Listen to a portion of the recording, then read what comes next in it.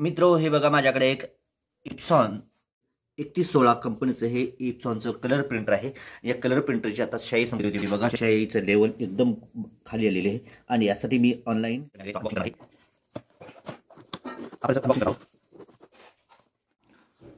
मार्केटमध्ये घ्यायला गेलो तर एक बॉटल आपल्याला 400 ते 500 रुपयाला पडत असते, परंतु आपल्याला या ऑनलाईन स्वरूपामध्ये 400 रुपयामध्ये 4 बॉटल्स भेटलेले आहेत बघा।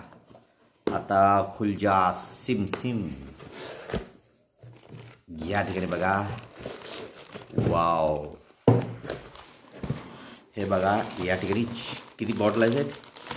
1 2 3 4 5 बॉटल्स आहेत बघा। 5 बॉटल्स या ठिकाणी आलेल्या आहेत।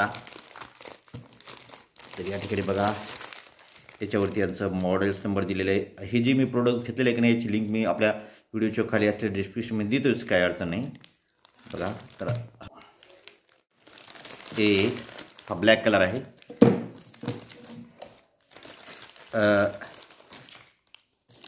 हा एक बॉक्स कलर आहे, 2 3 4 आणि हे 5 कलरच्या 5 बॉटल्स आहेत बघा। तर आता आपण काय करूया, रिफिलिंग करूयात।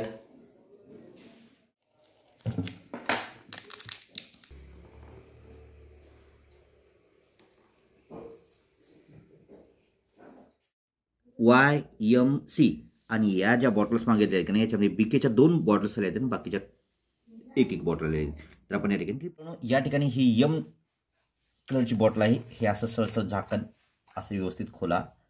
या ठिकाणी ह्या 3 नंबरला वाय आहे, तर सरसर याचं झाकण हे आहे की नाही, हे झाकण वगैरे काही याची काळजी गरज नाही। सरसर काय करायचं, या ठिकाणी असं व्यवस्थित ठेवायचं आणि प्रेस करायचं।